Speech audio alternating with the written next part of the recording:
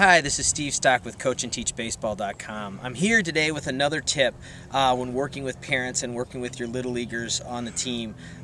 Just a little tip of what to do early in the season. I mentioned in another video how I love to get together with the parents, usually give 30-minute windows at like a Starbucks or something for each family to sit down with them, talk about their child, find out their hopes and dreams for the little guy for that particular season, and also put together a game plan again for the team and my expectations and kind of my ground rules.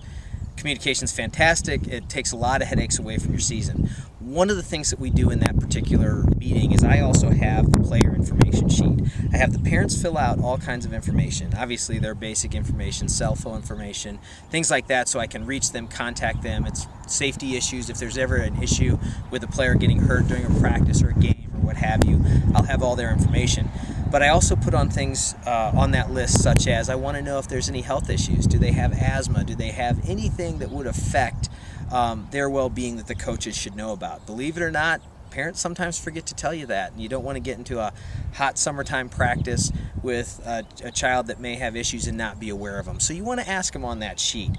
On that sheet, obviously, I ask things like, what are your hopes and expectations for the player? What positions does your son see himself playing? Okay?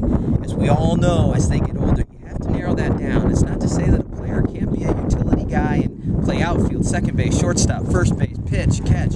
But the reality is when you're teaching a 7-year-old, 8-year-old, 9-year-old the game, there's so many facets to the game that a good coach has to narrow that down to a couple positions so that they can start learning the millions of different aspects to that particular position. So you really have to do a good job of sorting through their skill base and what they like and working with them closely on that. But again, you want that information of the positions they do like to play. You want to know if there's any medical or health issues. You want to know the number they may want to be for the season. But again, you also want to just have all that information down so that you can be the most effective coach that you can be for that child. As coaches for a Little League team, there is no greater responsibility that we have than preparing them for the game of baseball, obviously, but truly looking to find every strength that that child has and also know their hopes and dreams. Some of these little leaguers aren't the biggest on communicating or talking. I have some little guys that shake their head, and you got to bring it out of them, you know. But it's so important to find out what they're hoping, what their dreams are, and also find out their strengths and then capitalize on it. So those info sheets, whether it's from the parents or the player, are critical to understanding your little leaguer and giving them the best possible experience you can give them.